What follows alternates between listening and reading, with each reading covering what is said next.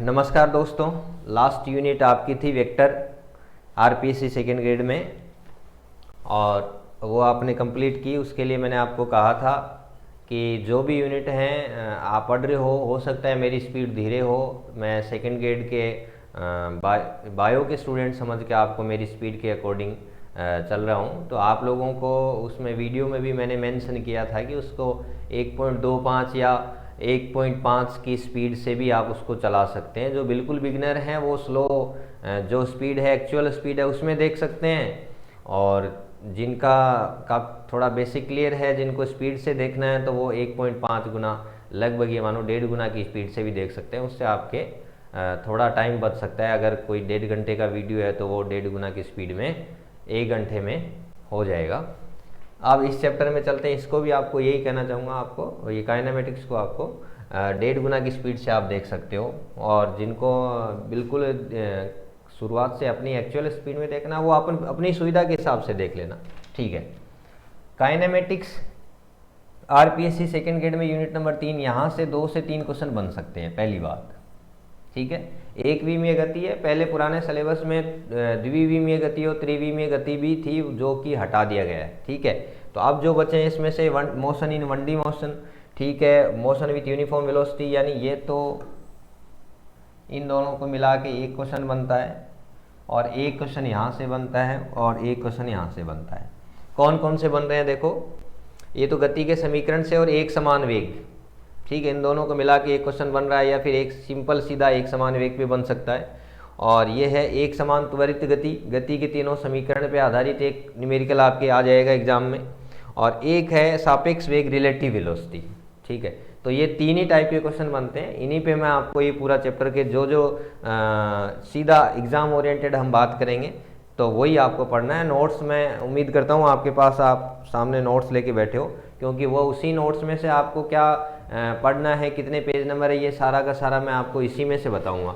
ये आपको एड्रेस पे पहुंचा दिए गए हैं और यहाँ से आपको इसको देख के और वीडियो को रोक के और कोई नोट्स नहीं बनाने, इसमें जो बताऊं वही उसी नोट्स में आप ऐड कर सकते हो। और जो हटाने के लिए बोल दूं, कोई सा इंपॉर्टेंट नहीं है, उसको आप छोड़ सकते हो। तो डायरेक्ट ये नोट्स आपके पास होने चाहिए, उससे आपका थोड़ा सा टाइम बच जाएगा, लिखने में आपको समय बर्बाद नहीं करना है, ठीक है। अब स्टार्ट करते हैं। यहाँ से क्वेश्चन 3 बन रहे हैं। तो सबसे पहले अगर स्टार्ट करें तो लास्ट चैप्टर में हम बात किए थे वेक्टर वाले चैप्टर में, ठीक है। वेक्टर वाले चैप्टर में आपने शुरुआत की थी स्थिति सदिश से, ठीक है।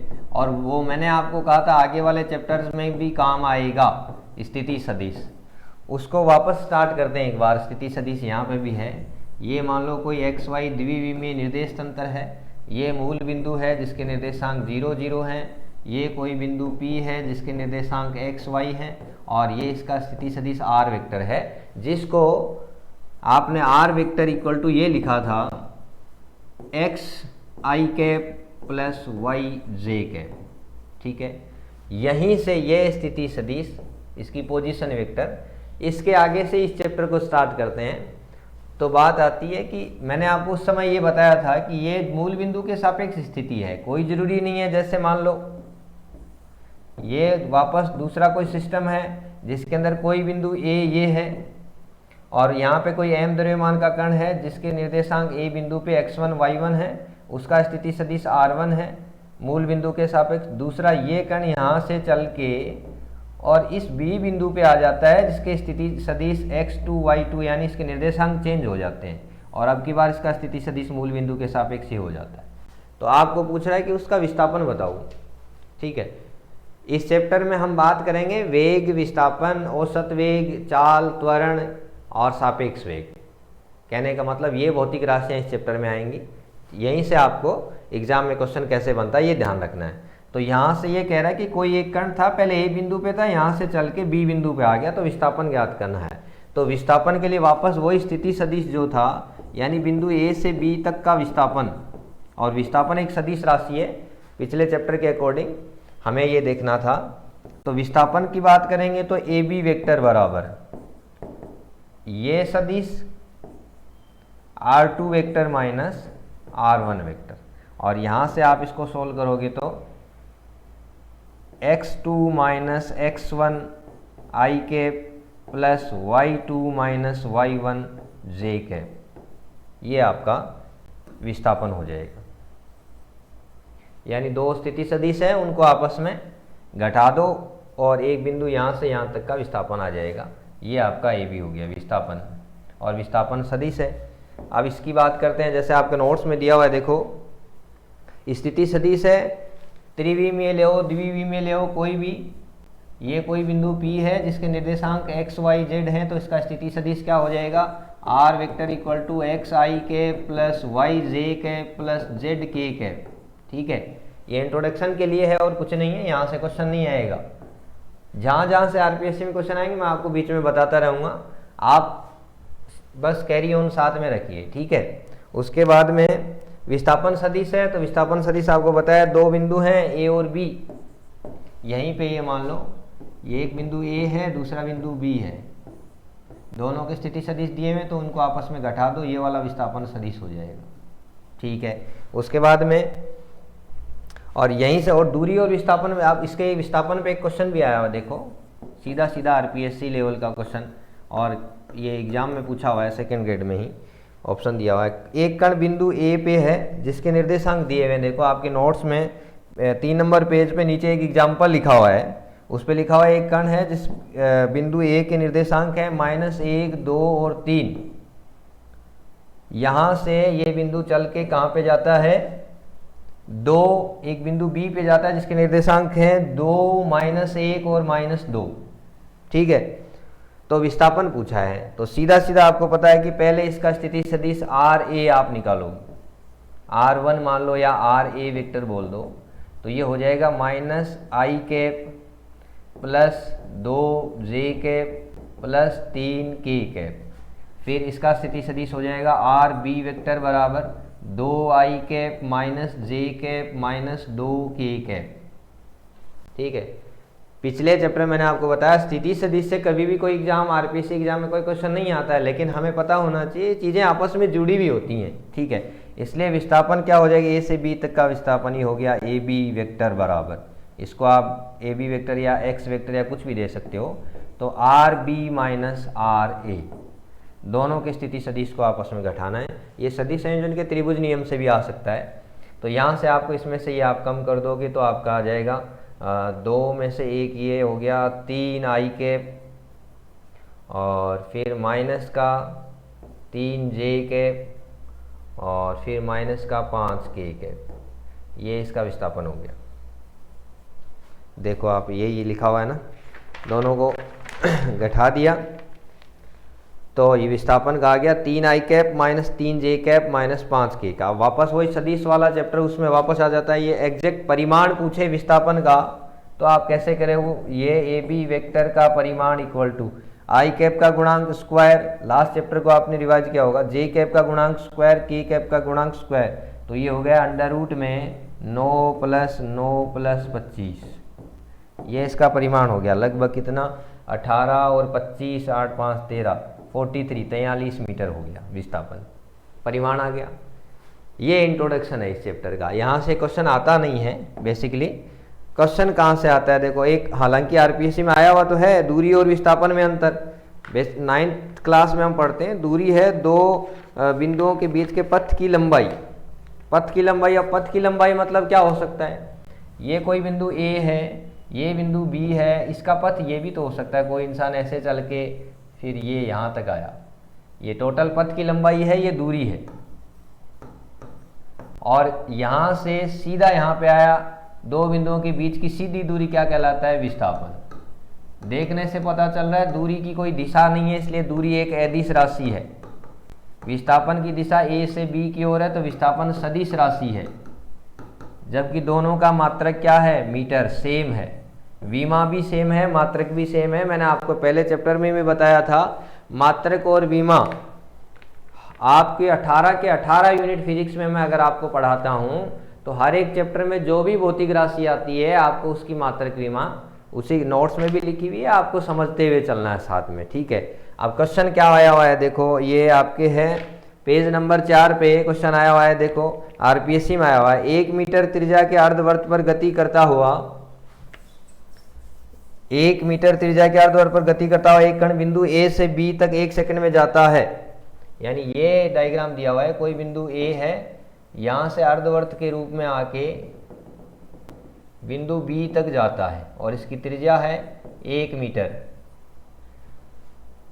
तो औसत वेग का परिमाण पूछा है। औसत वेग, अब विस्थापन के बाद में आता है वेग। यहाँ पे इस चैप्टर में आपको पढ़ना है पहले विस्थापन, उसके बाद में वेग, उसके बाद में त्वरण।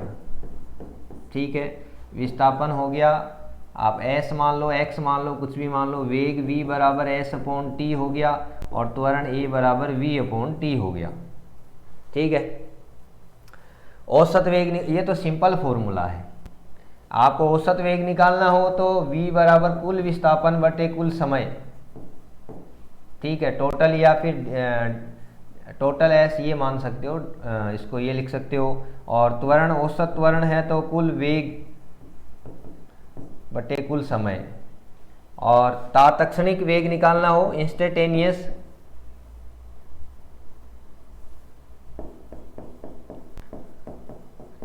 तात्क्षणिक वेग में क्या हो जाएगा, किसी क्षण विशेष पे, तो v बराबर क्या हो जाएगा, अवकलन कर दो ds/dt का। विस्थापन का समय के सापेक्ष एक बार अवकलन क्या कहलाता है, वेग। और वेग का एक बार अवकलन कर दो तो क्या मिलेगा, त्वरण। ठीक है, ये कुछ बातें हैं, वो हम इसी चैप्टर में आगे चलेंगे। पहले एक बार ये वाले क्वेश्चन को आप देख लीजिए। आरपीएससी में आया हुआ क्वेश्चन है कि आपको वेग पूछा है, चाल और वेग में भी फर्क है इस चैप्टर में। अभी आपको मैंने बताया जैसे दूरी और विस्थापन में फर्क है, वैसे ही चाल और वेग में भी फर्क है। चाल अदिश राशि है और वेग सदिश राशि है। विस्थापन सदिश राशि है और दूरी अदिश राशि है। इन दोनों का मात्रक सेम है, इन दोनों का मात्रक सेम है, विमा भी सेम है। ठीक है, बस परिवर्तन यह है कि दूरी में परिवर्तन की दर चाल है, विस्थापन में परिवर्तन की दर वेग है। यानी विस्थापन में समय का भाग लगाओगे तो वेग आएगा। तो यहाँ पे आपको क्या पूछा है, औसत वेग पूछा है। सबसे इंपॉर्टेंट बात क्या है, वेग पूछा है इस क्वेश्चन में। और ये कह रहा है कि इस बिंदु ए से यहाँ तक आया है, तो वेग के लिए क्या करोगे, विस्थापन में भाग लगाना है समय का। और विस्थापन क्या है, यहाँ से यहाँ तक। मैंने कहा विस्थापन होता है दो बिंदुओं के बीच की सीधी दूरी। सीधी दूरी क्या है, ये त्रिज्या 1 मीटर, ये 1 मीटर, तो टोटल विस्थापन कितना हो गया, 2 मीटर। समय कितना है, क्वेश्चन में दिया हुआ है 1 सेकेंड, तो इसका औसत वेग हो गया 2.0 मीटर प्रति सेकेंड। आपका ऑप्शन दिया हुआ है दूसरा। ठीक है, ये है।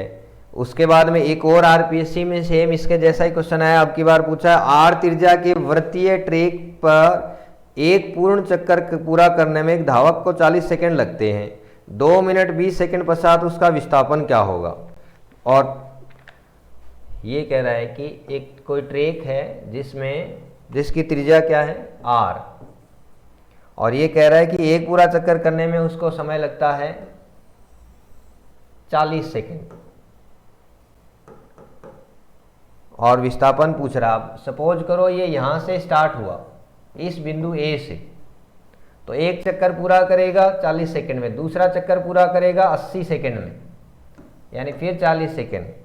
ठीक है, और तीसरा चक्कर फिर 40 सेकंड में, 120 सेकंड। ये टोटल पूछ रहा है 2 मिनट 20 सेकंड का मतलब ये 120 प्लस 20 लगभग 140 सेकंड हो गया एग्जैक्टली। 120 तो यहाँ पे हो गया, उसके बाद में क्या बच गया, 20 सेकंड बच गए। तो 20 सेकंड में यहां से यहां तक आएगा, लास्ट ये पॉइंट तक, सॉरी 20 सेकंड में इसका आधा चक्कर यहां पे आएगा, ये यहां से आधा चक्कर है तो यहां तक, ये पॉइंट तक आ जाएगा। अब यहां से यहां तक का विस्थापन क्या हो गया, यहाँ से यहाँ तक का विस्थापन ये है, ये r है, ये भी r है, तो टोटल विस्थापन हो गया 2r। ये क्वेश्चन आरपीएससी में आया हुआ है, इसका ऑप्शन हो जाएगा बी। ऑप्शन टिक नहीं किया हुआ तो आप देख लीजिए। आर त्रिज्या के वृत्तीय ट्रैक का पूरा चक्कर करने में, ये 7वीं 8वीं क्लास का प्रश्न है, बस थोड़ा समझ का फर्क है। आपको दूरी और ये इस चैप्टर में इंट्रोडक्शन में ये बताने के पीछे का लॉजिक क्या है कि आपको दूरी और विस्थापन में फ़र्क समझ में आना चाहिए, वेग और चाल में फ़र्क पता होना चाहिए, उसके बाद में चैप्टर आपका स्मूथली चलेगा। ठीक है, ये हो गया। उसके बाद में फिर चलते हैं आगे। फिर सिंपल आपकी डेफिनेशन है, औसत वेग है तो औसत वेग के लिए वही कुल विस्थापन। अभी आपको बताया वी एवरेज निकालना है, कुछ सिंपल सी डेफिनेशन है आपके 5 नंबर पेज पे, वो आपको देखना। औसत वेग हो गया, कुल विस्थापन और कुल समय। ठीक है, तात्क्षणिक वेग निकालना हो इंस्टेंटेनियस तो ये हो जाएगा ds/dt, यानी विस्थापन का समय के सापेक्ष अवकलन। कैसे? मान लो कोई विस्थापन दिया हुआ है s बराबर t² + 3t+1 और आपके न्यूमेरिकल आएगा एग्जाम में, ये पूछ रहा है कि किसी कण का विस्थापन समय के साथ निम्न अनुसार निर्भर करता है, तो t बराबर 2 सेकेंड पर कण का वेग क्या होगा। 2 सेकेंड मतलब पर्टिकुलर किसी क्षण विशेष पे पूछ रहा है, तो ये क्या हो गया, तात्क्षणिक वेग हो गया। औसत वेग नहीं हुआ, तात्क्षणिक वेग यानी किसी क्षण विशेष, इंस्टेंटेनियस वेलोसिटी हो गया। तो यहाँ से क्या निकालोगे, v बराबर ds/dt। पहले इसका अवकलन करोगे तो अवकलन क्या हो जाएगा, d/dt t² + 3t+1 और v बराबर क्या मिलेगा आपको, t² का अवकलन हो जाएगा 2t, 3t का 3 और 1 का हो गया 0। आपका v बराबर आ रहा है 2t+3। अब ये पूछ रहा है कितने सेकंड पे, t बराबर 2 सेकंड पे, तो यहाँ से 2 दूनी 4 और 3 7, तो आंसर क्या आ जाएगा, v बराबर 7 मीटर प्रति सेकंड। सेकंड ग्रेड में आरपीएससी के लिए इस चैप्टर का सबसे बेसिक क्वेश्चन, आपको विस्थापन और समय के बीच में कोई फॉर्मूला, ये सिंपल रिलेशन दिया हुआ है और वेग पूछा है समय का मान देके, तो वेग बराबर v बराबर ds/dt, विस्थापन का समय के सापेक्ष एक बार अवकलन करना। इसी क्वेश्चन में ये पूछ ले कि आपको t बराबर 2 सेकेंड पे त्वरण भी ज्ञात करो, तो वेग का एक बार और अवकलन कर दोगे तो a बराबर क्या हो जाएगा, dv/dt। एक वेग का समय के सापेक्ष अवकलन त्वरण कहलाता है, तो अब की बार d/dt ये हो जाएगा 2t+3, तो a बराबर आ जाएगा 2 मीटर प्रति सेकंड स्क्वायर। ये हो गया विस्थापन, वेग और त्वरण। ठीक है, बेसिक इंट्रोडक्शन इनका यही था। इस चैप्टर में आपके सारी की सारी कहानी ये 3 चीज़ों पे चलेगी, विस्थापन, वेग और त्वरण। हमारे एग्जाम में, आरपीएससी सेकंड ग्रेड एग्जाम में अगर इंट्रोडक्शन से पूछता है तो दूरी विस्थापन में फ़र्क क्या, वैसे इसको लिखते हैं, ये मीटर में है, मात्रक इसका मात्रक मीटर प्रति सेकंड हो गया और इसका मात्रक मीटर प्रति सेकंड स्क्वायर हो गया। ठीक है, इसको v से भी लिखते हैं, इसको x या ds से भी व्यक्त करते हैं, इसको त्वरण, वो नोटेशन आप कुछ भी ले सकते हो। ये तीनों में आपको इसी पे पूरा का पूरा चैप्टर चलेगा। अब पहला क्वेश्चन, टाइप ऑफ क्वेश्चन आपका बनता है, वेग को हम लेके चलते हैं, एक समान वेग। पर्टिकुलर ऐसे खूब सारी गति है, लेकिन हमारे सिलेबस में एक अलग से टॉपिक मेंशन किया हुआ आरपीएससी एग्जामिनर ने, एक समान वेग से गतिमान। यहाँ से क्वेश्चन उठता है और ये क्वेश्चन मैं समझता हूँ ये 11वीं 12वीं का है ही नहीं। ये समय, चाल और दूरी वाला जो 8वीं क्लास की गणित में चलता है वही क्वेश्चन है। एक समान वेग का मतलब होता है वह गति, किसी कण की वह गति जिसके अंदर उसका जो वेग है उसका परिमाण वह दिशा। समझना इस बात को, वेग है तो सदिश राशि है, इसलिए परिमाण और दिशा दोनों प्रत्येक समय पर एक समान रहें, वो परिवर्तनशील नहीं हो। तो ये कैसे संभव है, ये एक ही मात्र संभव है कि 1 v में गति आप करोगे और यहाँ से किसी कण को एक समान वेग से आपने फेंक दिया, या फिर मोटरसाइकिल से चला रहे हो या साइकिल सवार बन के जा रहे हो, मान लो 2 मीटर प्रति सेकंड आपका वेग है और यही वेग इसी दिशा में आपका चलता जाएगा और उसी पे आपको क्वेश्चन पूछ लेगा। एक टाइप का क्वेश्चन कैसे, आपके देखो एग्जाम्पल मैं बता रहा हूँ, सीधा सीधा प्रश्न है। पेज नंबर 7 पे एक क्वेश्चन लिखा हुआ है, नीचे देखो आप, एक 200 मीटर लंबी ट्रेन, ये आपके आरपीएससी में आया हुआ क्वेश्चन है।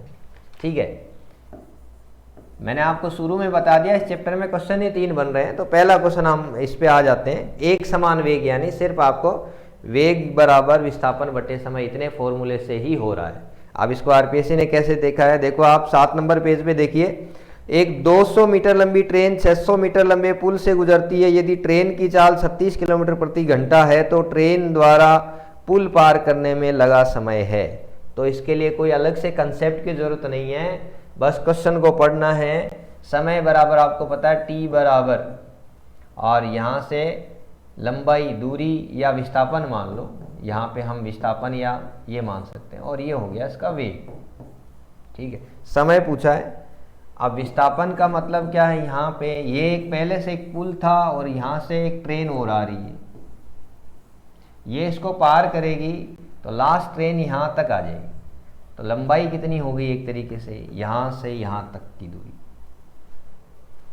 ये लंबाई होगी। इसको पार करने में लगा समय यहाँ से शुरू हो जाता है और लास्ट तक यहाँ तक ये जाएगी पूरी, तो पूरा इसका दूरी ये आपने ले ली।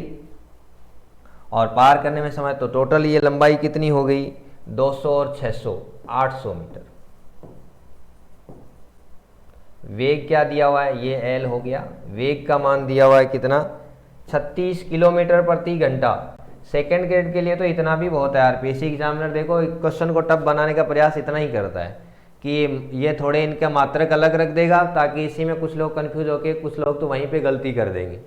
पहले ये मात्रक समान करो, तो इसको मीटर प्रति सेकंड में बदलो, 36 गुना ये हो गया 1000, और 1 घंटे में 3600 सेकंड। ठीक है, ये मीटर प्रति सेकंड में आ जाएगा वेग। अब आपको इसमें भाग लगाना है। टी बराबर क्या मिलेगा, विस्थापन हो गया 800 और वो हो गया आपका कितना 10, 80 सेकंड का समय आ रहा है। ऑप्शन हो जाएगा सी, पहले से आपका दिया हुआ है। तो ये एक समान वेग से गति पे जो क्वेश्चन बनता है वो यही क्वेश्चन बनेगा। इसी में आपको फॉर्मूला एक ही है, v बराबर एस अपॉन टी, विस्थापन बटा समय। अब इसमें वेग दे देगा, समय पूछ लेगा, विस्थापन और समय दे देगा, वेग पूछ सकता है। एक ही फॉर्मूले पे इधर उधर करके आपको एग्जाम में एक क्वेश्चन मिलेगा। एक बात, उसके बाद में आगे चलते हैं। एक समान वेग गति वाला आपका क्वेश्चन हो गया। फिर है त्वरण का, और दूसरा एक बीच में आपके ग्राफ भी बनाए हुए हैं, पेज नंबर 9 पे देखो, वेग और इन सब के बीच में है ना। थोड़ा सा ग्राफिकल क्वेश्चन आरपीएससी में आ जाता है, मैं बता रहा हूँ कैसे आएगा, इंपॉर्टेंट ग्राफ है। जैसे अभी आपको मैंने बताया कि वेग जो है वो विस्थापन बटे समय है। इसका मतलब इधर समय है और यहाँ पे विस्थापन है। इन दोनों के बीच में जो ग्राफ बनाओगे, मान लो सीधी रेखा आए नहीं आए, वो तो कण की गति के हिसाब से डिपेंड करता है। तो ये जो ग्राफ का जो ढाल है ये थीटा, आप इसमें एक समकोण त्रिभुज ऐसे कल्पना कर सकते हो, ये ओ ए बी, और इस सरल रेखा की जो ढाल है m बराबर टेन थीटा बराबर लंब बटे आधार, यानी ए बी बटा ओ ए। और ये क्या बताएगा आपको, ए बी का मान है कि विस्थापन, विस्थापन को आप ये मान लो एस या वाई कुछ भी मान सकते हो, ये वाई, और इधर है समय टी में। तो यहाँ से m बराबर इसकी प्रवणता क्या आई, y अपॉन टी। वाई को लिखते हो मीटर में, विस्थापन है, टी को लिखते हो सेकंड में। इसका मतलब मीटर बटा सेकंड किसका मात्रक होता है, वेग का। तो यहाँ से आपको m प्रवणता, इस सरल रेखा की प्रवणता किसके बराबर होगी, वेग, v बराबर y अपॉन टी। इस ग्राफ का कंक्लूजन क्या है वो आप समझने का प्रयास कीजिए कि जब कभी भी इस चैप्टर में आपके सामने विस्थापन और समय के बीच में कोई भी ग्राफ हो और उस ग्राफ की आपको ढाल ये टेन थीटा या उसकी प्रवणता आपको बता दी जाए, तो हमेशा वो वेग को प्रदर्शित करेगी।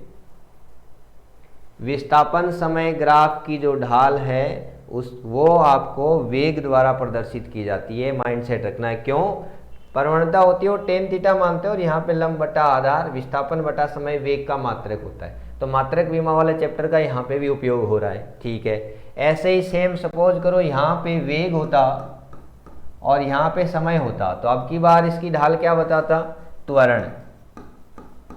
वेग समय ग्राफ के जो प्रवणता है वो क्या बताएगी, त्वरण। दो ग्राफ हो गए आपके। अगर विस्थापन और समय के बीच में ग्राफ बनाते हो तो उसकी जो प्रवणता है, ढाल है, झुकाव है, वो आपको वेग बताता है, और वेग और समय के बीच में बनाते हो तो वो आपको त्वरण बताएगा। उसके पीछे का कारण क्या है कि आप लिखते हो v बराबर dy/dt। y विस्थापन है, t समय है। त्वरण को लिखते हो dv/dt। v वेग है, t समय है। ये बातें ध्यान रखनी है, ठीक है। अब यहां से आगे चलते हैं। दूसरा एक ग्राफ तो ये हो गया, यानी आपके ग्राफ में देखो खूब सारे पॉइंट दिए हुए हैं। पहला पॉइंट है एक्स टी वक्र का ढाल वेग, यानी पहला ग्राफ ये उसने ये कहा है कि विस्थापन। एग्जाम में क्वेश्चन कैसे आता है, देखो मैं वही बना के बता देता हूं आपको। आरपीएससी में क्वेश्चन कैसा, सेकंड ग्रेड आरपीएससी में ये आएगा। ये क्वेश्चन आप सुनिए एक बार। वेग समय ग्राफ का ढाल प्रदर्शित होता है,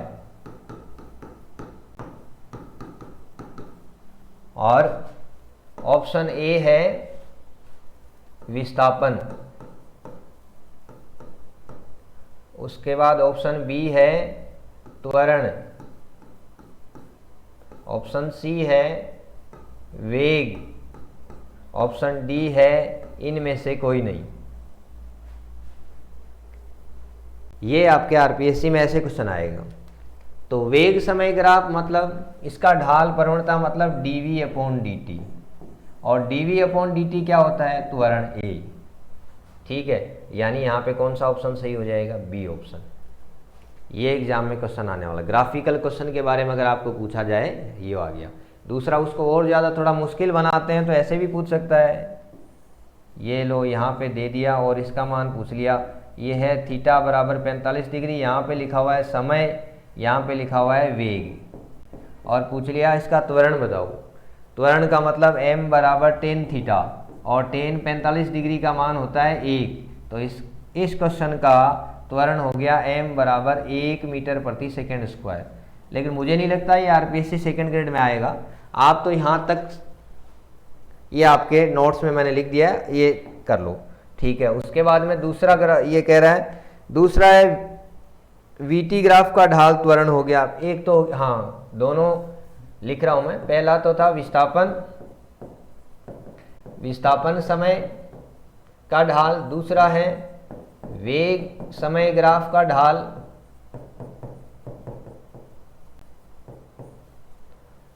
और तीसरा है त्वरण और समय वक्र द्वारा घेरा गया क्षेत्रफल, और चौथा है वेग समय वक्र द्वारा घेरा गया क्षेत्रफल। ये चार क्वेश्चन आपके इसमें लिखे हुए तो बहुत सारे हैं, लेकिन आपको ये चार पे टिक लगाना, बाकी सबको छोड़ दो। आरपीएससी सेकंड ग्रेड में बाकी सब ये और भी दे रखे हैं, वो नहीं आएंगे। आप देखो इसमें पेज नंबर 9 पे सीधा एक्स टी ग्राफ का ढाल वेग बताएगा, विस्थापन समय का ढाल वेग समय का ढाल त्वरण बताएगा, और बाकी ये दो और क्वेश्चन है त्वरण और समय का द्वारा घेरा गया क्षेत्रफल। ये इसका उल्टा है, ये दोनों इनके उल्टे हैं। कैसे आपको मैं बताऊं। अब की बार आपको दिया हुआ है, मान लो ये कोई ग्राफ दिया हुआ है, यहाँ पे समय है, यहाँ पे त्वरण है, ठीक है, और इसका क्षेत्रफल मतलब लंबाई गुणा चौड़ाई। मान लो ये कोई त्रिभुज है तो इसका क्षेत्रफल हो जाएगा आधार 1/2 आधार गुणा ऊंचाई। तो क्षेत्रफल का मतलब लंबाई गुणा चौड़ाई, ये आप करोगे तो त्वरण का मात्रक क्या होता है, मीटर प्रति सेकेंड स्क्वायर गुणा समय सेकेंड। 1 सेकेंड से ये सेकेंड बच गया, आंसर क्या आया, मीटर प्रति सेकेंड। और ये किसका मात्रक होता है, वेग का। मात्रक विमा से आप बहुत सारे क्वेश्चन लगा सकते हो। इसको समझने की, रटने की आवश्यकता नहीं है। कह रहा है कि त्वरण और समय वक्र द्वारा घेरा गया क्षेत्रफल का मतलब होता है लंबाई गुणा चौड़ाई, विमाओं का गुणनफल होता है। तो यहाँ से समय और त्वरण को गुणा करेंगे तो जो मात्रक आएगा वो मात्रक वेग का होता है, और यहाँ से और हमें ये भी पता था कि वेग में परिवर्तन क्या होता है, परिवर्तन की दर त्वरण होता है, और त्वरण और समय को गुणा करेंगे तो वेग आ जाएगा। ऐसे ही सेम वेग और समय को गुणा करेंगे, यहाँ पे ये वेग है, यहाँ पे समय है, तो वेग का मात्रक होता है मीटर बटा सेकेंड, समय को गुणा करोगे सेकेंड से, ये कट जाएगा, क्या बचेगा, मीटर। इसका मतलब वेग समय ग्राफ का जो क्षेत्रफल है वो क्या बताएगा, विस्थापन बताएगा। त्वरण समय ग्राफ का क्षेत्रफल क्या बताएगा, वेग में परिवर्तन बताएगा। तो ये 4 ही पॉइंट आपको समझना है। इन पे क्वेश्चन भी आया हुआ है क्या, मैं बता रहा हूँ आपको, बिल्कुल आया हुआ है। आरपीएससी में एक क्वेश्चन आया हुआ है और वो आपको देखना है। कुछ एक क्वेश्चन ऐसे हैं जो फर्स्ट ग्रेड में थोड़े बहुत टॉपिक आपके जो सिमिलर हैं, मैच कर रहे हैं, तो आरपीएससी क्या करते हैं, एग्जामिनर फर्स्ट ग्रेड में पिछले एग्जाम में आया हुआ है वो सेकेंड ग्रेड में आपकी बार दे देता है। तो उससे अपने को क्या पता चलता है, टाइप्स ऑफ क्वेश्चन इस टॉपिक पे कैसा बनता है वो भी हम समझ सकते हैं। बस उसका जो कठिनाई स्तर है वो थोड़ा सा कम कर सकता है, बस बाकी कंसेप्ट वहीं का वहीं रहेगा। आप देख सकते हो, आप देखिए पेज नंबर 10 पे एक क्वेश्चन है और एक ग्राफ बनाया हुआ है, बहुत अच्छा क्वेश्चन है। आप अगर इसको समझ के करोगे, ये जो 4 ग्राफ मैंने बताए इनके बाहर बाकी और खूब सारे मैंने पॉइंट लिखे हैं, वो आपको नहीं पढ़ना है, सेकेंड ग्रेड के लिए वो पर्याप्त हैं। पहला, दूसरा, चौथा और पांचवा, ये 4 ही पॉइंट आपको मैंने बताया। उसके बाद में 10 नंबर पेज पे सीधा एक क्वेश्चन देखो, वो इस ग्राफ से जो मैंने अभी बताया उससे हो जाएगा। 5 किलोग्राम की एक वस्तु एक्स अक्ष के अनुदिश चल सकती है, इस पर धनात्मक एक्स अक्ष की दिशा में एक बल लग रहा है। एफ का समय टी के फलन के रूप में ग्राफ नीचे दिखाया गया है, जिसके लिए बल आरोपित है, वस्तु के वेग में परिवर्तन ज्ञात करो। थोड़ा सा ये दिया हुआ है, ये क्वेश्चन है आपका। यहाँ पे समय है t और यहाँ पे बल है F और ग्राफ बनाया हुआ है ये, यहाँ पे है 1, 2 और 3 समय सेकेंड में, और बल का मान है यहाँ पे लिखा हुआ है 4 न्यूटन। ठीक है, अब बल कहाँ से बीच में आ गया, आपको तो ये पूछा क्या है, वेग में परिवर्तन। वेग में परिवर्तन इसका मतलब डेल्टा वी बराबर, आपको तो ये बोला था अभी पिछले वाला, त्वरण समय ग्राफ वो बताता है वेग में परिवर्तन। तो यहाँ पे एक तरफ तो होना चाहिए, यहाँ पे त्वरण होना चाहिए, ये इसने दे दिया बल, जबकि इस साइड में तो ये तो सही है समय, तो त्वरण यहाँ पे बल दिया, तो त्वरण हम ज्ञात कर सकते हैं ना। प्रश्न में दिया हुआ है 5 किलोग्राम की एक वस्तु, तो इसमें 5 किलो का भाग लगा दो आप, ये हो जाएगा ना, त्वरण आ जाएगा F बराबर, ये देखो F बराबर क्या होता है, ma, बल बराबर द्रव्यमान गुणा त्वरण, तो त्वरण निकालना हो तो F अपॉन m, और F का मान क्या है 4, m का मान कितना है 5 kg। अब की बारी आ जाएगा 4 यानी 0.8 कितना मीटर प्रति सेकेंड स्क्वायर, ये त्वरण का मान आया है। ठीक है, तो यानी अब की बार इसका ये त्रिभुज का क्षेत्रफल आप निकालोगे तो कैसे निकालोगे, यहाँ पे आपको क्या लिखना है, 4 न्यूटन नहीं लेना है, 0.8 मीटर प्रति सेकेंड स्क्वायर लेना है। बस इस क्वेश्चन का यही राज था। अब इसका क्षेत्रफल आप वेग में परिवर्तन बराबर इसका क्षेत्रफल कैसे निकालोगे, त्रिभुज का क्षेत्रफल क्या होता है 1/2 आधार गुणा ऊंचाई, आधार का मान कितना है 2, ऊंचाई का मान कितना है 0.8, यहाँ से क्या मिलेगा 0.8 मीटर प्रति सेकेंड। वेग में परिवर्तन तो यही निकालोगे आप, तो आपका ऑप्शन हो जाएगा पहला ऑप्शन 0.8 मीटर प्रति सेकेंड। यानी ये फर्स्ट ग्रेड में आया हुआ आरपीएससी में, तो उसने क्या कर दिया, सीधा सीधा नहीं दिया, यहाँ पे त्वरण नहीं दिया और बल दे दिया, तो पहले बल से त्वरण ज्ञात करो फिर करो। आपके सेकंड ग्रेड में आएगा तो कैसे आएगा, ये बल नहीं देगा, सीधा त्वरण लिखेगा। यहाँ पे त्वरण 0.8 मीटर प्रति सेकंड स्क्वायर, और यहाँ पे ये समय दिया होगा, इस त्रिभुज का क्षेत्रफल निकालोगे तो त्वरण और समय, ये पीछे कराया था, त्वरण और समय वक्र का जो घेरा गया क्षेत्रफल वो आपको क्या बताता है, वेग। ठीक है, ये काइनेमेटिक्स का ये क्वेश्चन हो गया आपका। इसके इंट्रोडक्शन में इतना ही था। उसके बाद में सीधा आपको आ जाना है इस चैप्टर में। मैंने आपको कहा था 3 टाइप के क्वेश्चन बनते हैं, एक समान वेग और चैप्टर का जो परिचय है ना, इंट्रोडक्शन, जिसमें आपके विस्थापन आ गया, वेग आ गया, त्वरण आ गया और ग्राफ आ गया। 4 क्वेश्चन मैंने आपको करा दिए, ठीक है। ये हो गया आपका दूसरा टॉपिक। आगे चलते हैं। जो मैं बता रहा हूँ नोट्स में आपको वही पढ़ना है। एक्स्ट्रा आप अपनी तरफ से दिमाग लगाओगे तो ठीक है, कोई नहीं, आपका स्कोर और 2-4 क्वेश्चन बढ़ जाएंगे, लेकिन उसमें आपके पास समय कहाँ है। सेकेंड ग्रेड में आपको फिजिक्स पढ़ना है, केमिस्ट्री पढ़ना है, बायो पढ़ना है और जीके तो और पढ़ना ही है।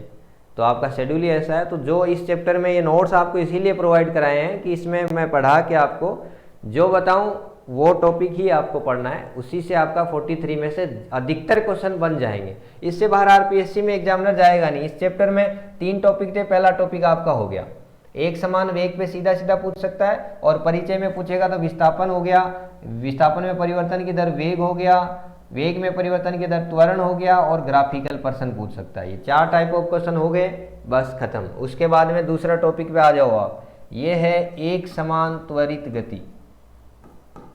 पहला एक समान वेग से गति थी, ये त्वरित गति, यूनिफॉर्म एक्सीलरेटेड मोशन। यहां से आपके शुरुआत होती है गति के समीकरण। ये आपको v बराबर u प्लस ए टी पहला, s बराबर यू टी प्लस हाफ ए टी स्क्वायर, और फिर v स्क्वायर बराबर u स्क्वायर प्लस 2as। ये तीनों समीकरण आपको वैसे तो सबको याद ही है, लेकिन फिर भी ध्यान होना चाहिए, ठीक है।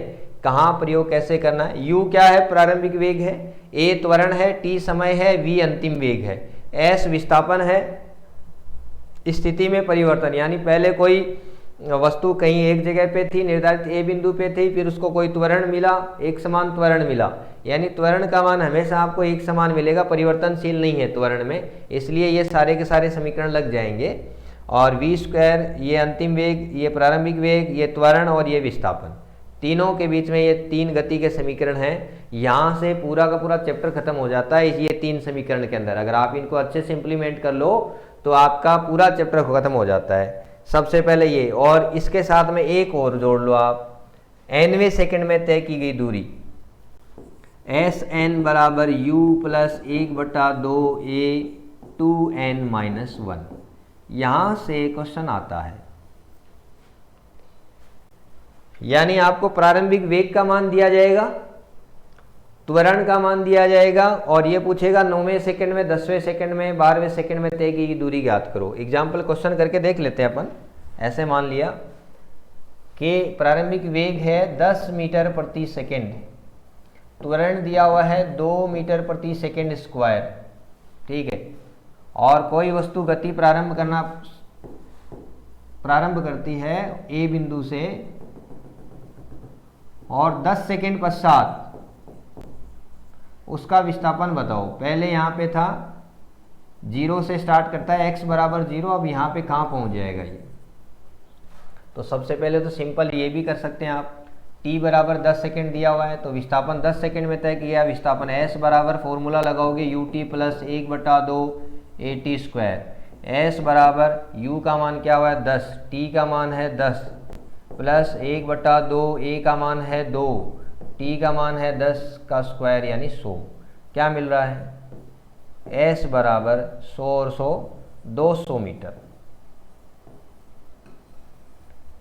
सिंपल से सिंपल क्वेश्चन हो गया।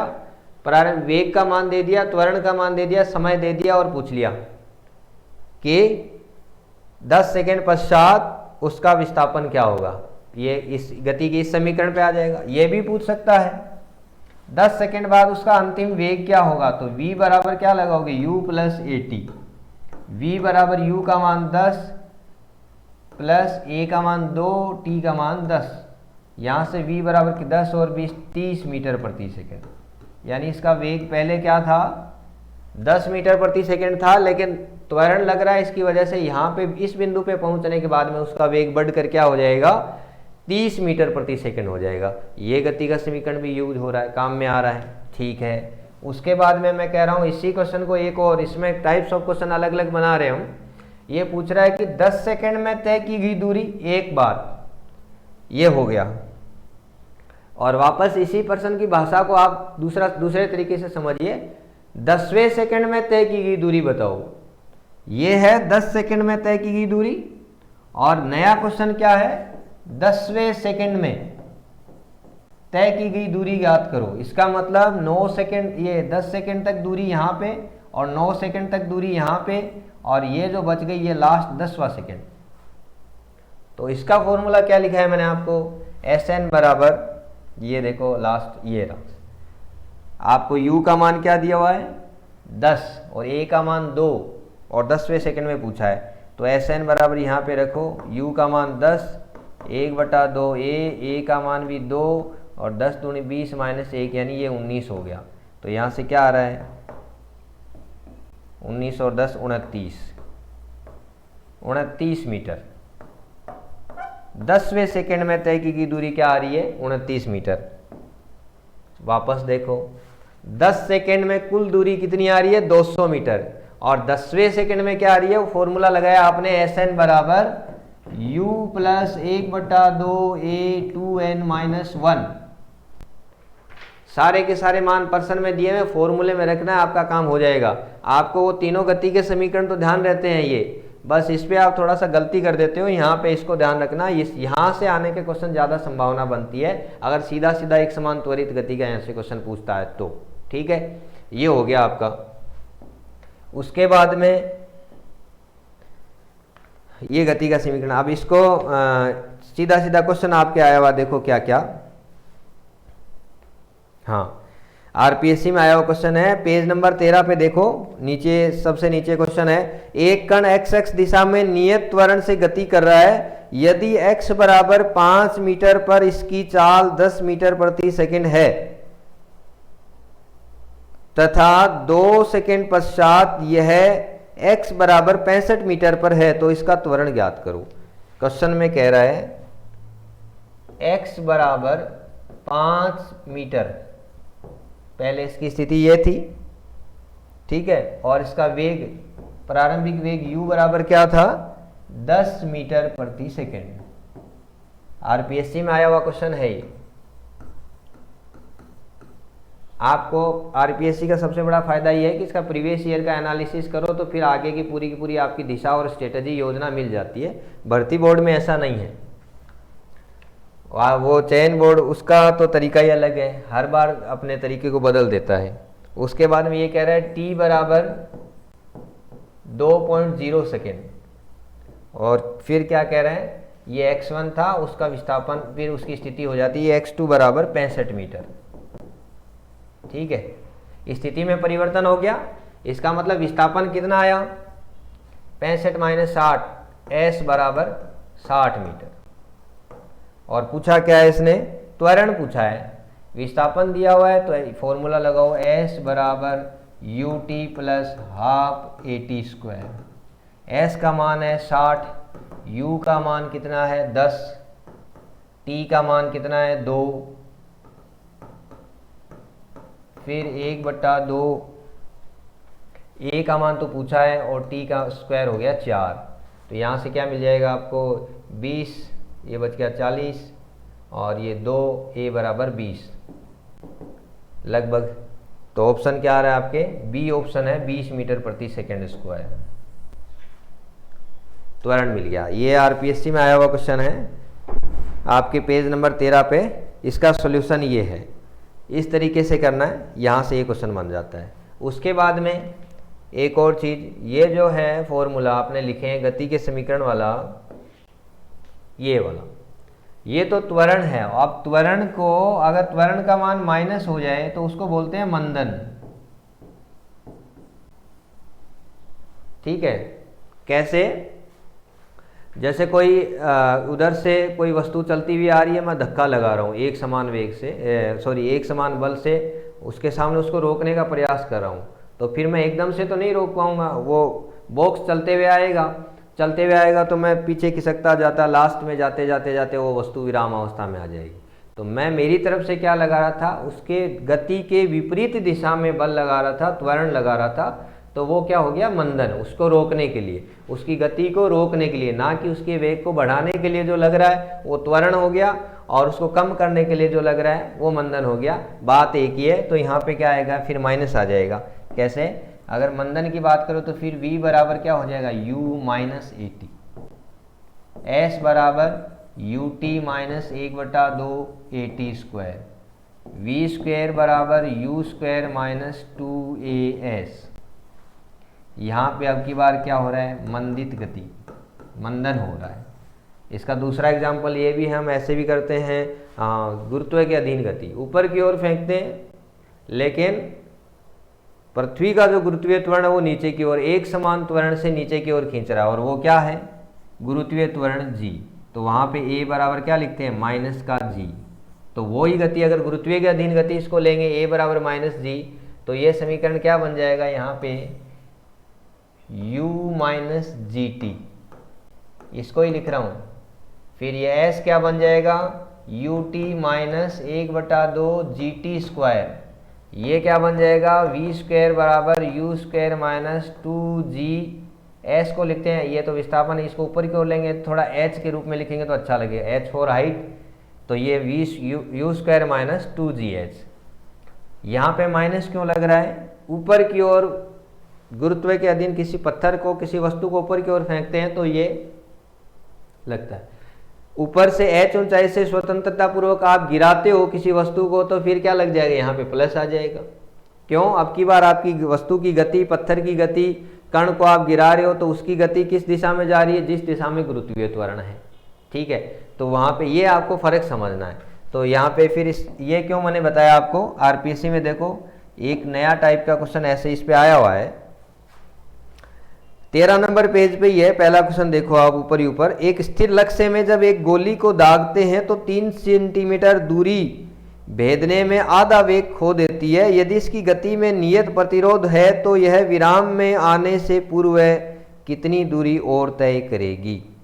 बहुत अच्छा प्रश्न है ये, एक बार इसको समझने का प्रयास कीजिए। ये ऐसे कह रहा है, ये कोई बॉक्स है, लकड़ी का बॉक्स मान लो, ठीक है, यहां से कोई एक बुलेट आ रही है, ठीक है, और यहां घुसने से पहले इसका वेग था u, मान लो, ठीक है, u वेग से, एक समान वेग से आ रही है, और जैसे इसके अंदर आई और यहां तक चलने के बाद में इसका वेग क्या हो गया, आधा, u/2, और ये वाली दूरी कितनी है, 3 सेंटीमीटर, ये दिया हुआ है प्रश्न में।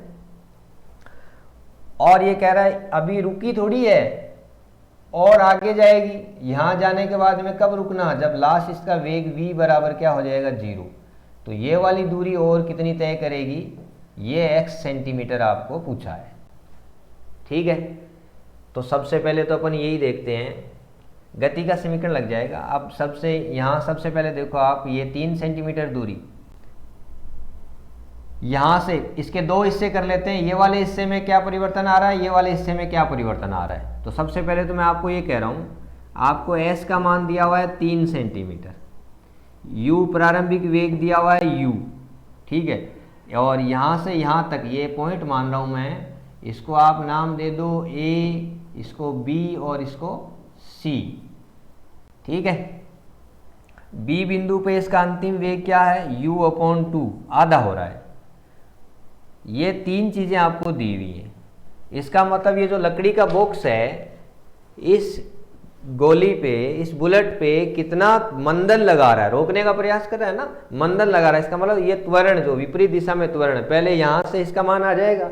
कैसे, गति का तीसरा समीकरण लगाओ, v स्क्वायर बराबर u square minus 2as, v का मान क्या है, यहां पे आके अंतिम वेग, तो ये है u/2 का स्क्वायर यानी u स्क्वायर बटे 4 minus you square minus 2a, और इसका मान है 3 सेंटीमीटर में आ रहा है। ठीक है, ऑप्शन भी आपके सेंटीमीटर प्रति सेकंड में, सेंटीमीटर में दिए हो तो यूनिट को बदलने की जरूरत नहीं। यहाँ से इसको सोल्व करोगे तो ये हो गया, बराबर लिखा हुआ है ना, ठीक है, तो ये इधर आएगा 3u²/4, ये आ जाएगा a, और इसको सोल्व करेंगे तो कितना लिखा जाएगा, देखो ये हो जाएगा 6a बराबर 3u²/4, और तो यहाँ से आपको मंदन का मान मिल जाएगा a बराबर यू स्क्वायर अपॉन 8 इस दिशा में। ये मंदन का मान आ गया यू स्क्वायर अपॉन 8। ठीक है, अब ये बॉक्स तो फिक्स नियत प्रतिरोध लगा रहा है, कितना मंदन लगा रहा है, यू स्क्वायर बटे 8। ये इस क्वेश्चन को समझने से आपके बहुत सारे कंसेप्ट अच्छे हो जाएंगे। आप एक बार समझना, बहुत कंसेप्चुअल पर्सन है और स्टैंडर्ड पर्सन है। आरपीएससी के किसी भी एग्जाम में, किसी भी सिलेबस, अगर सिलेबस में काइनेमेटिक्स दिया हो तो ये क्वेश्चन पक्का आएगा। ठीक है, अब इसको समझो, ये त्वरण दे रहा है। अब की बार आप यहां से लेके यहां तक की पूरी गति का समीकरण लगा दो। क्या दिया हुआ है, ए से सी तक की गति, ए सी की गति है ना। यहां पे सबसे पहले वेग क्या है, प्रारंभिक वेग दिया हुआ है u। यहां पे अंतिम वेग क्या हो रहा है, v। ठीक है, और मंदन क्या है, a बराबर यू स्क्वायर बटे 8। और आपको ये टोटल दूरी निकालनी है, इसको आपने नाम दे दिया s यहां पे इस समीकरण के लिए। तो अब की बार क्या निकालोगे, सेम इसी क्वेश्चन को मैं, ये वैल्यू दिए हुए हैं यहां पे, इसको मिटा के, ये तो आ ही गया, इसको मिटा के ये वाला करता हूं, यू स्क्वायर अपॉन 8। ठीक है, ये x था, सॉरी ये तो 3 था।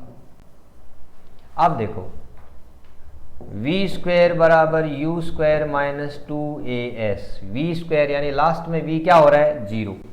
प्रारंभिक वेग क्या है, यू स्क्वायर माइनस 2, a का मान क्या है, अभी आपने कैलकुलेट किया है यू स्क्वायर बटे 8, और s का मान आपको ज्ञात करना है। तो यहां से क्या मिल रहा है, इसको सरल करो आप, यू स्क्वायर से ये कट गया यू स्क्वायर बाई 4, तो s बराबर क्या मिलेगा आपको, सीधा सीधा देखो आप, यू स्क्वायर का मान पर्सन में कितना दिया हुआ है। ठीक है, अच्छा वो तो हम कर ही लेंगे, ये इधर आ जाएगा यू स्क्वायर बराबर यू स्क्वायर बटे 4 इंटू एस। यू स्क्वायर से यू स्क्वायर कट गया, एस बराबर क्या मिल रहा है, 4 सेंटीमीटर। यानी यहां से ये गोली प्रवेश करती है तो लास्ट में 4 सेंटीमीटर चलने के बाद में वो रुक जाएगी। और इसमें भी ये कह रहा है 3 सेंटीमीटर तो आपको दिया हुआ है, बच गया कितना, टोटल 4 सेंटीमीटर इसकी दूरी पे जाके रुक जाएगी। 3 सेंटीमीटर आपको पहले से प्रश्न में दिया हो, तो अतिरिक्त दूरी कितनी हुई, 1 सेंटीमीटर। ये आपके ऑप्शन देखो, पहला ऑप्शन सही हो जाएगा। आरपीएससी में आया हुआ स्टैंडर्ड क्वेश्चन है, इसको आप समझ सकते हो। क्या दिक्कतें थी इसमें आप देख लो, वापस यही क्वेश्चन था। क्वेश्चन दोबारा पढ़ रहा हूं मैं, एक स्थिर लक्ष्य को आप देख लीजिए नोट्स में 13 नंबर पेज पे। गोली को दागते हैं तो 3 सेंटीमीटर भेदन में आधा वेग खो देती है, यानी यहाँ पे u था, फिर 3 सेंटीमीटर बाद में u/2 हो जाता है, और फिर आगे जाने के बाद में 0 हो जाएगा। तो पहले तो इस ये वाले पे गति का समीकरण लगा के हम पहले इसका मंदन ज्ञात कर लेंगे, और मंदन ज्ञात करने के बाद यहाँ से यहाँ तक 0 हो रहा है, प्रारंभिक वेग दिया हुआ है, अंतिम वेग दिया हुआ है, और आपको मंदन का मान दिया हुआ, तो विस्थापन कितना करेगा आ जाएगा। 4 सेंटीमीटर टोटल है, यहाँ 3 तक हो गया, आगे 1 सेंटीमीटर, मतलब 1 सेंटीमीटर बच गया। ये आपका अच्छा कंसेप्चुअल पर्सन था। ठीक है, यूनिफॉर्म एक्सीलरेटेड मोशन में यही था। उसके बाद में गुरुत्व के अधीन भी हम करें तो देखो उस पे स्टैंडर्ड क्वेश्चन क्या बनेगा वो पता चल रहा है। देखिए आप एक बार, पहला वापस रिपीट करते हैं। पहला था आपका इंट्रोडक्शन वाला, एक समान वाला, ठीक है। दूसरा था आपका एक समान त्वरित गति, और एक समान त्वरित गति में आपने कर लिया गति के तीनों समीकरण, ठीक है। और उसके बाद में क्या बन रहा है, इसी में तीसरा टाइप जाने से पहले एक और क्वेश्चन बन रहा है जो गुरुत्व के अधीन गति है। यानी आप यहां से h ऊंचाई से किसी वस्तु को गिराते हो u बराबर 0, यानी स्वतंत्रता पूर्वक आप छोड़ते हो तो प्रारंभिक वेग 0 है, h ऊंचाई है, ये भी एक विमीय गति का रूप है, इस चैप्टर के अंदर आ रहा है ये। और ये पूरा का पूरा 2D मोशन तो आपके इस चैप्टर में है ही नहीं। नोट्स में प्रोजेक्टाइल मोशन, वो प्रोजेक्टाइल मोशन जो प्रक्षेपी गति है वो तो द्विविमीय गति में चलेगी, और वो पिछले सिलेबस में था, अभी नहीं है, उसको हटा देना, नहीं पढ़ना, उसमें से कोई क्वेश्चन नहीं आएगा। यहाँ से आप एक विमीय गति का ही ये रूप है, एक समान त्वरित गति का ही एक उदाहरण है, इसलिए यहाँ से क्वेश्चन पक्का आने की संभावना है। कैसे कि स्वतंत्रता पूर्वक h ऊंचाई से किसी वस्तु को गिराने पर, अब इस पे गति के तीनों समीकरण लगाओ, नीचे की ओर आ रहा है तो u प्लस जी, a की जगह मैंने क्या लिख दिया, ये आपका हो गया gt। ठीक है, अब u का मान 0 था तो यहां से v बराबर क्या आ गया, gt, यानी जस्ट टकराने से पहले यहां पे उस कण का वेग क्या होगा, gt। ठीक है, दूसरा है s बराबर ut plus half at square. ठीक है, हाफ at स्क्वायर, और यहां पे ये u प्रारंभिक वेग 0 है और s को बोल रहे हो आप h, तो h बराबर 1/2 a की जगह क्या लिखा है, gt स्क्वायर। ये हो गया। यहां से इसको, ये एग्जाम्पल पे सीधा क्वेश्चन आ जाता है, किसी वस्तु को स्वतंत्रता पूर्वक 100 मीटर ऊंचाई से गिराया जाता है तो नीचे आने में कितना समय लगेगा। तो यहां से समय कैसे निकालेंगे, t बराबर, ये इसको इधर लेके आ रहा हूं, t बराबर 2h/g अंडर रूट में, सबसे इंपॉर्टेंट पावरफुल फॉर्मूला, ये यहीं से गति के समीकरण से आ रहा है, एग्जाम में आपको क्वेश्चन मिलेगा। कैसा क्वेश्चन मिलेगा, सुनो, 100 मीटर ऊंचाई से किसी वस्तु को स्वतंत्रता पूर्वक गिराते हैं तो पृथ्वी धरातल तक पहुंचने में समय ज्ञात करो। ऑप्शन है आपके 2 सेकंड, 5 सेकंड, 10 सेकंड, 15 सेकंड या इनमें से कोई नहीं। ठीक है, तो वहां से आप कर सकते हो सीधा का सीधा, ये आपका हो गया डिस्टेंस वाला, और इसी को आप वस्तु को ऊपर की ओर फेंकते हो। और तीसरा समीकरण एक और लगाओ आप, v स्क्वायर बराबर u स्क्वायर प्लस 2gh, गति का एक समीकरण, दो समीकरण और तीसरा, ये तो 0 था तो यहां से आपको क्या मिल रहा है, v स्क्वायर बराबर 2gh और v बराबर अंडर रूट 2gh, ये इसका अंतिम वेग हो गया। ठीक है, यहां से भी तो ये तो स्वतंत्रता पूर्वक गिरती हुई किसी वस्तु गुरुत्व के अधीन गति है, वो भी एक v में गति का उदाहरण है, इसलिए यहां से आपके क्वेश्चन आते हैं। ठीक है, एग्जाम में कैसा क्वेश्चन आया हुआ है मैं आपको बता देता हूं, ये लो आपका है बिल्कुल, एक पिंड को 15 नंबर पेज पे क्वेश्चन देखिए आप, एक पिंड को 5 मीटर ऊंचाई से छोड़ा जाता है, पिंड द्वारा धरातल तक पहुंचने में लिया गया समय होगा, ऑप्शन है 1 सेकेंड, 2 सेकेंड, 5 सेकेंड, इनमें से कोई नहीं। क्वेश्चन देखो आप, एक पिंड को h मान यहां पे दिया हुआ है, ये यहां से u बराबर 0, 5 मीटर ऊंचाई से छोड़ा जाता है और ये पूछ रहा है यहां तक पहुंचने में t बराबर समय, तो t बराबर अभी आपने किया था अंडर रूट 2h/g, यही था, t बराबर 2 गुणा 5 बटे, अब g का मान जब तक नहीं दिया जाए 9.8 ले लो या 10 ले लो, क्वेश्चन के हिसाब से हो जाएगा, 10/10 t बराबर क्या आ जाएगा, 1 सेकेंड। ठीक है, तो ये आपके आरपीएससी में आने लायक क्वेश्चन है, सीधा सीधा यहां से बन रहा है, और वही गुरुत्व के अधीन अब की बार आप स्वतंत्रता पूर्वक छोड़ नहीं रहे हो, आप ऊपर की ओर फेंक रहे हो, तो अब की बार उस समीकरण कैसे बन जाएंगे आपके, v बराबर u माइनस gt, दूसरा s बराबर ut माइनस 1/2 gt स्क्वायर, तीसरा v स्क्वायर बराबर u स्क्वायर माइनस 2gh। ठीक है, ये ऊपर की ओर फेंकोगे तो बस यहाँ पे प्लस माइनस का फर्क रखना, स्वतंत्रता पूर्वक गिराओगे और आपको एग्जाम में ऑप्शन में दोनों मिलेंगे, आपको ये पूछेगा कि आप स्वतंत्रता पूर्वक गिराया जाता है, फिर जो आंसर आ रहा है वो एक तो ये फॉर्मूला लगा के माइनस लगा के कर रहा है वो भी ऑप्शन में मिलेगा, और प्लस लगा के कर रहा है वो भी ऑप्शन में मिलेगा, तो आपको ये विशेष ध्यान रखना है, गुरुत्व के विरुद्ध ऊपर की ओर जाएंगे तो माइनस लगाना, बस यही फर्क है।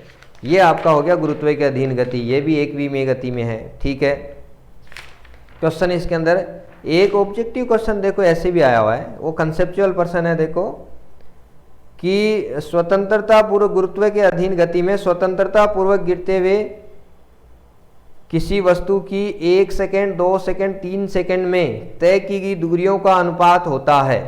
क्वेश्चन देखो आप, नोट्स के अंदर लिखा हुआ नहीं है, बस एक पॉइंट लिखा हुआ है, आप देखिए ये पेज नंबर 14 पे, और ऊपर से दूसरी लाइन ये है h बराबर 1/2 gt स्क्वायर। अभी जो आया था ये फॉर्मूला आपने निकाला था, u बराबर 0 और ये h ऊंचाई है तो यहाँ से s बराबर u T plus 1/2 AT square, इससे कंपैरिजन करके आपने क्या किया था, h बराबर ये तो 0 plus 1/2 GT square.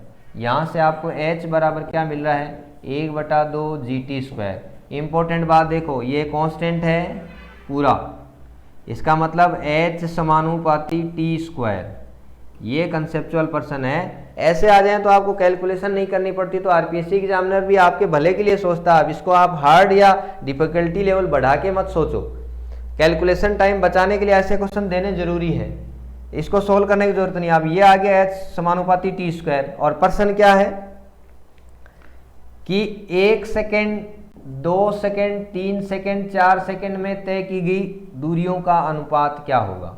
Option A है 1:2:3, ऑप्शन बी है 1:4:9, ऑप्शन सी है 3:2:1, ऑप्शन डी है इनमें से कोई नहीं। तो क्या हो जाएगा, h समानुपाती टी स्क्वायर। टी स्क्वायर मतलब क्या हो जाएगा आपका, 1 का स्क्वायर 1, 2 का स्क्वायर 4, 3 का स्क्वायर 9। ये आपके नोट्स में न्यूमेरिकल नहीं है, लेकिन इस न्यूमेरिकल को आप यहाँ से समझ सकते हो। आपके 14 नंबर पेज पे जो एक डब्बे में बंद किया हो ना h समानुपाती टी स्क्वायर, वहाँ से ये क्वेश्चन बन रहा है। ठीक है, इस चैप्टर में इस दूसरे वाले टाइप का हो गया। अब हम चलते हैं आगे। 3 टाइप के मैंने क्वेश्चन बताए थे। पहला इंट्रोडक्शन से था आपका, एक समान वेग से गति, एक विमीय गति। ठीक है, दूसरा था उस पर 3 से 4 टाइप के क्वेश्चन जो सिंपल इंट्रोडक्शन के थे, एस था, वी था, ए था। ठीक है, उनका आपस में रिलेशन था और ग्राफ वाला क्वेश्चन था। उसके बाद में वापस दूसरा एक समान त्वरित गति। ठीक है, एक समान त्वरित गति मतलब कांस्टेंट, त्वरण का मान नियत हो, उसको एक समान त्वरित गति कहते हैं, आपके थ्योरी में भी लिखा हुआ है। ठीक है, यहाँ से गति के 3 समीकरण थे, और उसके बाद में गुरुत्व के अधीन गति थी, उसको भी आपने क्या लिखा, एक समान त्वरित गति के अधीन। तो यहाँ से ये क्वेश्चन बन रहा है। ठीक है, तीसरा आपका फाइनल इस चैप्टर में बनता है रिलेटिव वेलोसिटी, सापेक्ष वेग। और सापेक्ष वेग में आप आ जाओ, सीधा एक फॉर्मूला ध्यान रखना और कुछ भी नहीं है। रिलेटिव वेलोसिटी सापेक्ष वेग, एक पर्सन आपके पक्का आएगा, ये कोई बिंदु ये कोई पार्टिकल है, द्रव्यमान है जिसका वेग है v1। ठीक है, दूसरा कोई द्रव्यमान है जिसका वेग है v2, इसको नाम दे दिया a, इसको नाम दे दिया b।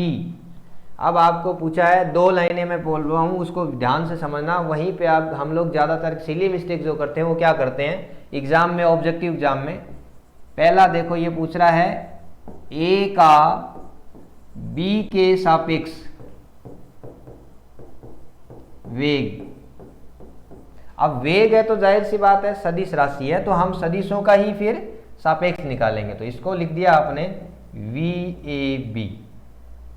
ठीक है, अर्थात v1 vector minus v2 vector हो गया। दूसरा है b का a के सापेक्ष वेग, इसको आप लिखोगे VBA। ये नोटेशन कुछ भी लिखो, इंपॉर्टेंट नहीं है, इंपॉर्टेंट ये है, यहां पे लिखना है आपको v2 माइनस v1। एक बात। दूसरी सबसे इंपॉर्टेंट बात आपको बोल दिया कि a का वेग है 5 मीटर प्रति सेकेंड और b का वेग है 10 मीटर प्रति सेकेंड। ठीक है, और आपने क्या किया, पूछ रहा है कि a का b के सापेक्ष वेग बताओ, तो 5 माइनस 10 आपने कर दिया माइनस का 5 मीटर प्रति सेकेंड। ऐसे नहीं होगा, ये क्या है सदिश। और लास्ट वाला चैप्टर मैंने कहा था वेक्टर वाले में 2 सदिशों का प्लस माइनस योग, सदिशों का संयोजन कैसे होता है, इसका एक तरीका है। आपको फॉर्मूला लिखाया था, एक बार याद करो, r बराबर a square plus b square plus 2ab cos theta. मैंने आपको कहा था हर एक चैप्टर को आपस में को रिलेट करके बताऊंगा। वो चैप्टर कल आपने किया तो फिर इसमें ये आपको दिक्कत नहीं आएगी। ये था जब दोनों a प्लस बी वेक्टर की बात कर रहे थे तब। और यहाँ पे क्या है a माइनस बी, ये भी मैंने बताया था। तो वहाँ पे r का परिमाण क्या आया था, a square plus b square minus 2ab cos theta. यही आपको यहाँ पे काम में लेना है। यानी 5 में से 10 सीधा नहीं घटाना है, आपको ये फॉर्मूले के आधार पे संयोजन करना है, ठीक है। और उससे क्या आप फर्क पड़ेगा आपको एग्जाम में, देखो आप क्वेश्चन कराता हूं मैं कि आपको दिया हुआ है v1 बराबर 2 मीटर प्रति सेकेंड, ठीक है, ये इधर है, ठीक है, v1 का मान। दूसरा है v2 बराबर 2 मीटर प्रति सेकेंड, इसका मान भी 2 मीटर प्रति सेकेंड है। और ये इसकी डायरेक्शन, इससे एक लगभग बना रहा है 45 डिग्री का कोण। अब ये पूछ रहा है इस m1 कण का m2 कण के सापेक्ष वेग बताओ। v12 बराबर v1 माइनस v2, ये आएगा। और हम लोग क्या करेंगे, सीधा सीधा यहाँ से v1 माइनस v2 बराबर, इसका भी 2 मीटर प्रति सेकेंड था और उसका भी 2 मीटर, 2 में से 2 गया 0, एक तरीका। जबकि हमें कैसे निकालना है, सदिश संयोजन के नियम से। तो इसका v12 का परिमाण कैसे निकालोगे, v1 square plus v2 square minus 2v1 v2 cos theta. यहाँ से आपको मिलेगा 2 का स्क्वायर 4 प्लस 4 माइनस 2 गुणा 2 गुणा 2 कॉस 45 डिग्री का मान 1/√2। इसको आप सॉल्व करोगे तो हो गया 8 माइनस कितना 4√2। तो इसका मतलब 0 के बराबर नहीं आएगा। देखो सापेक्ष वेग का मतलब ज़्यादातर लोग क्या समझते हैं, एक में से 2 को घटा दो, पहले के वेग में से दूसरे के वेग को घटा दो और पहला ही ऑप्शन एग्जाम में आपको मिलेगा। लेकिन घटाने का मतलब वेग के बारे में कर रहा है, तो वेग सीधा सीधा नहीं घटेगा ना। वेग है सदिश भौतिक राशि, और सदिशों का फिर संयोजन पिछले वाले चैप्टर में हम पढ़ के आए हैं, और उनको आप सीधा सीधा नहीं घटा सकते, उसका एक तरीका होता है, फॉर्मूला होता है। अगर एक ही डायरेक्शन में होता तो आप घटा देते, चल जाता। क्यों, cos 0 का मान 1 होता है, फिर ये फॉर्मूला बन जाता डायरेक्ट v1 माइनस v2। लेकिन आपको जब तक ये कोण दिया हुआ है तो इसका मतलब ये काम में लेना है, और कोण नहीं दिया हुआ तो फिर वो कंडीशन देगा। ऐसे मान लो यही क्वेश्चन में इधर ये ऐसे बन गया, यहाँ पे देखो ये v1 है, ये दूसरा v2 है, दोनों की दिशा भी एक है। एक तरीका, पहला केस, ठीक है, पहले केस में इनका v12 पहले कण का दूसरे के सापेक्ष वेग, तो आप कैसे निकालोगे, v1 square plus v2 square minus 2v1 v2 cos theta. अब यहाँ पे cos थीटा देने की जरूरत नहीं है, दोनों के बीच में सीधा देखो एक ही डायरेक्शन में cos थीटा मतलब 0, cos थीटा का मतलब थीटा का मान 0 डिग्री हुआ तो cos 0 का मान 1 हो जाएगा। तो यहाँ से v12 बराबर क्या मिलेगा आपको, v1 square plus v2 square minus 2v1 v2, cos 0 का मान 1 हो गया। और इसको आप सोल्व करोगे तो v12 बराबर सिंपल सीधा सीधा क्या मिलेगा, v1 माइनस v2।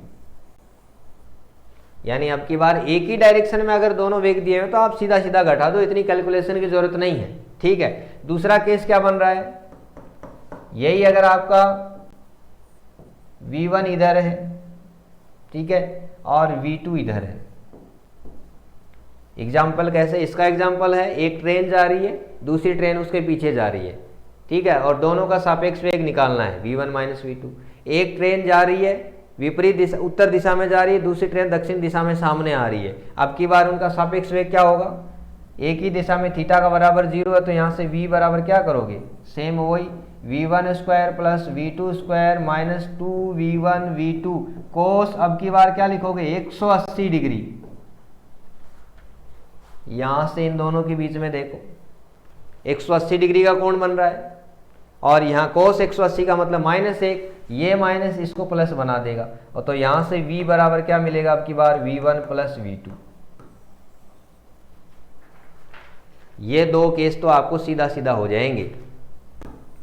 अगर एक ही डायरेक्शन में दोनों वस्तु या कण या कोई ट्रेन है वो गति कर रहे हैं एक ही दिशा में, तो उनका सापेक्ष वेग क्या हो जाएगा, v1 माइनस v2। विपरीत दिशा में गति कर रहे हैं तो सापेक्ष वेग हमेशा जोड़ दो। और इन दोनों के अलावा तीसरी स्थिति आ जाती है, मैंने आपको बताया था अभी पीछे वाली, ये वाली। अब की बार एक इधर जा रहा है एक इधर जा रहा है, यानी डायरेक्शन में कोई ना कोई कोण दिया हुआ है, और जैसे ही कोण दिया हुआ हो तो फिर आपको इस फॉर्मूले को काम में लेके करना है। तो आरपीएससी सेकेंड ग्रेड में जहाँ तक मुझे लगता है शायद ये नहीं आए, ये आने की संभावना है दोनों केस। और इन पे क्वेश्चन क्या आया हुआ है मैं आपको बता देता हूँ। एक ही क्वेश्चन बन रहा है, वो आपका काम हो जाएगा। आपके नोट्स में देखो, पेज नंबर है 18, पेज नंबर पे ऊपर से पहला ही पहला एग्जाम्पल, ठीक है, 3 एग्जाम्पल है, तीनों के तीनों दिए हुए। और ये पहला एग्जाम्पल आपको क्या कह रहा है, देखो 2 कार हैं ए तथा बी एक समान दिशा में क्रमशः 15 मीटर प्रति सेकंड तथा 10 मीटर प्रति सेकंड के वेग से गतिशील हैं, तो ए का बी के सापेक्ष वेग बताओ। तो इसको तो बताने की जरूरत ही नहीं है, सीधा हो जाएगा। एक कार है एक ही दिशा में, एक का वेग है v1 बराबर कितना 15 मीटर प्रति सेकंड। दूसरी कार है, ये कार 1 है, ये 2 है, इसका वेग v2 बराबर है 10 मीटर प्रति सेकंड। तो इसमें कोई फॉर्मूला की जरूरत नहीं है, आपको सीधा बताता है एक ही दिशा में जा रही हैं, तो पहली का दूसरे के सापेक्ष क्या हो जाएगा, v1 माइनस v2 बराबर 15 माइनस 10, ये हो गया 5 मीटर प्रति सेकंड। लेकिन एग्जाम में ऑप्शन में क्या है, क्वेश्चन क्या कह रहा है कि पहली कार का दूसरी के सापेक्ष वेग ये 5 मीटर, और ये कह रहा है दूसरी कार का पहली कार के सापेक्ष वेग। तो बस अब की बार ये कर दो कि v21 बराबर v2 माइनस v1 हो जाएगा 10 माइनस 15 मतलब माइनस का 5 मीटर प्रति सेकंड। और वेग एक सदिश राशि है, तो सदिश राशि का मतलब चाल का मान कभी ऋणात्मक नहीं हो सकता, ठीक है। आप ये कह रहे हो अब वेग का मान ऋणात्मक है, इसका मतलब क्या है, परिमाण तो वही है, बस दिशा बदल गई, इतना ही परिवर्तन होता है, बाकी और कोई परिवर्तन नहीं है, ठीक है। इसके बाद में फिर दूसरा क्वेश्चन है इसी 18 नंबर पेज पे ही, तीसरा एग्जांपल देखो। इसमें कोण दिया हुआ है, एक कार है जिसका वेग 3 मीटर प्रति सेकंड उत्तर दिशा में है, और दूसरी कार है 4 मीटर प्रति सेकंड पूर्व दिशा में है। देखो इसको ऐसे मान लेते हैं हम, ये उत्तर हो गया, ये दक्षिण हो गया, ये पूर्व हो गया, ये पश्चिम हो गया, और इसको हम लिख देते हैं आई कैप, इसको लिख देते हैं जे कैप, इसको माइनस आई कैप, इसको माइनस जे कैप। ये कह रहा है एक कार है वो उत्तर दिशा की ओर गतिशील है, यानी एक वेग तो दिया हुआ है ये वाला, ये कार का वेग है कितना 3 मीटर प्रति, v1 बराबर 3 जे कैप।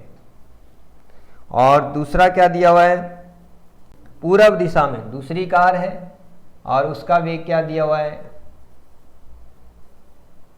4 आई कैप, v2 बराबर, और ये पूछ रहा है कार ए का बी के सापेक्ष वेग पूछा है, यानी v12, तो क्या लिखोगे v1 माइनस v2, ठीक है।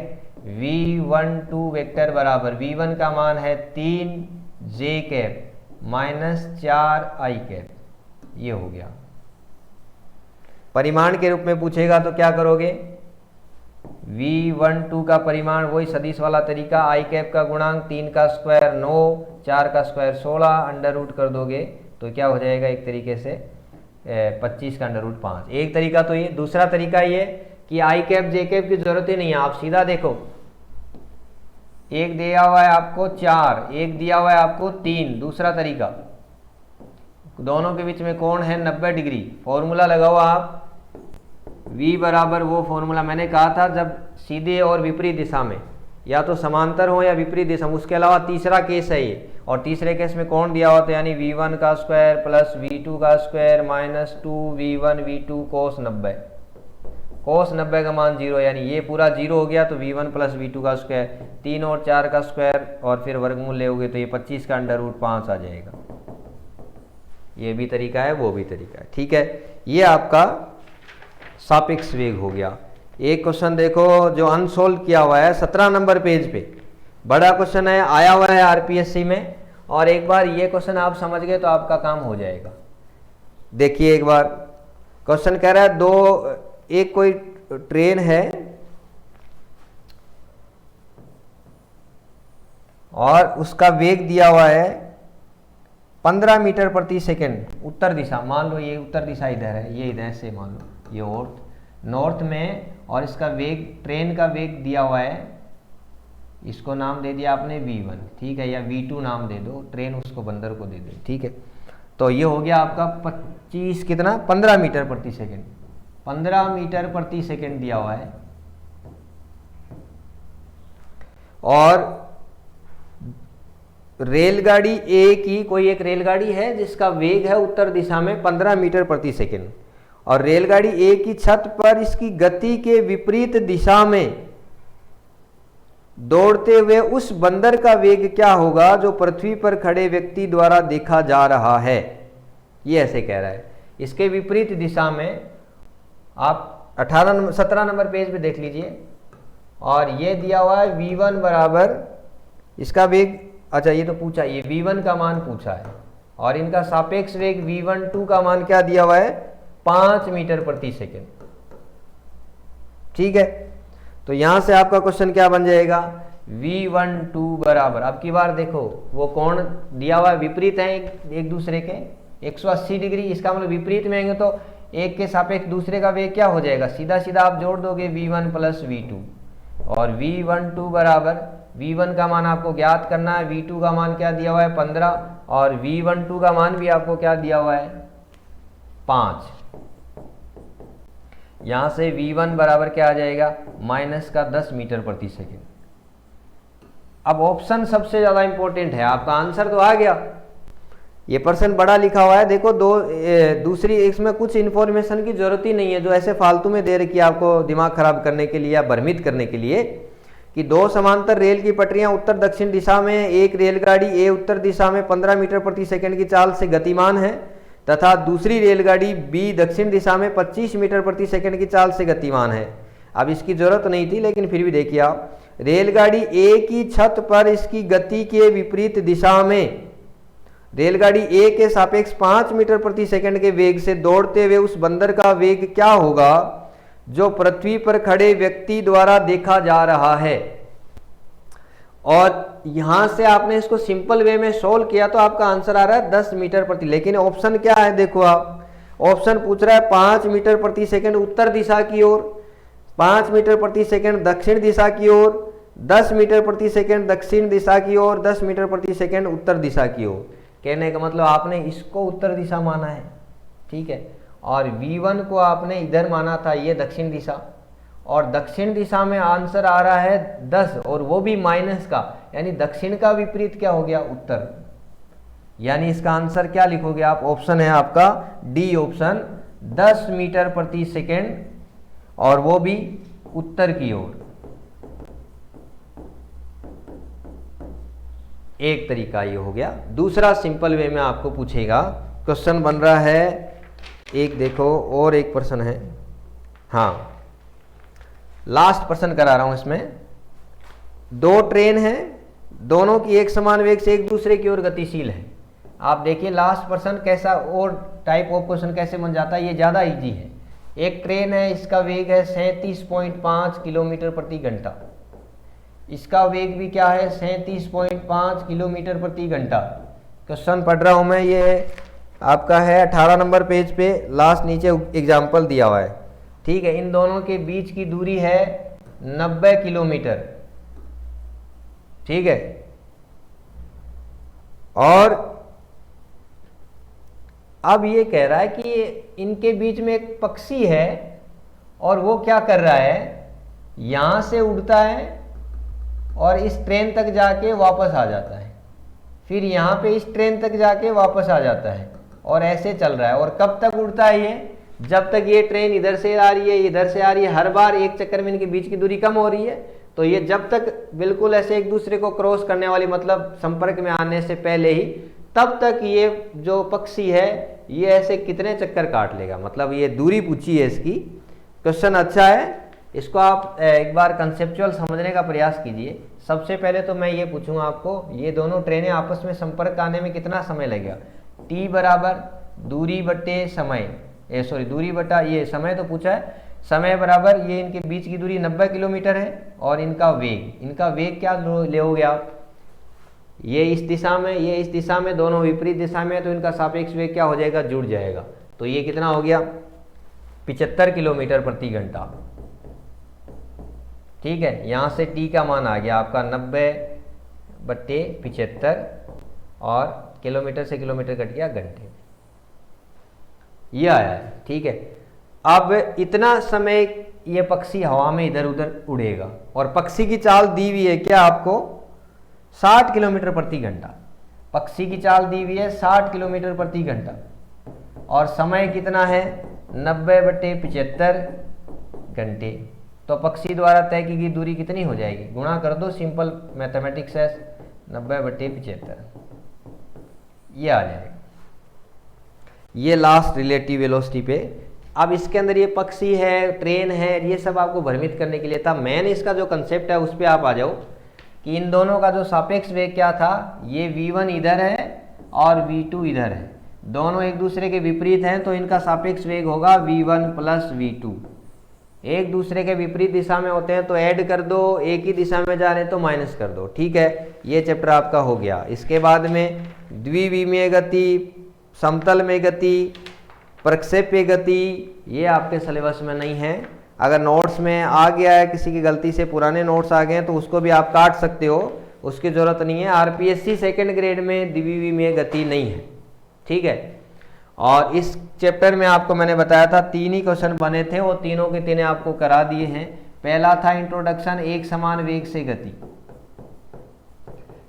वापस बार बार रिपीट कर रहा हूँ, एक समान वेग से गति, इंट्रोडक्शन था, विस्थापन था, वेग था, त्वरण था और चौथा था ग्राफ।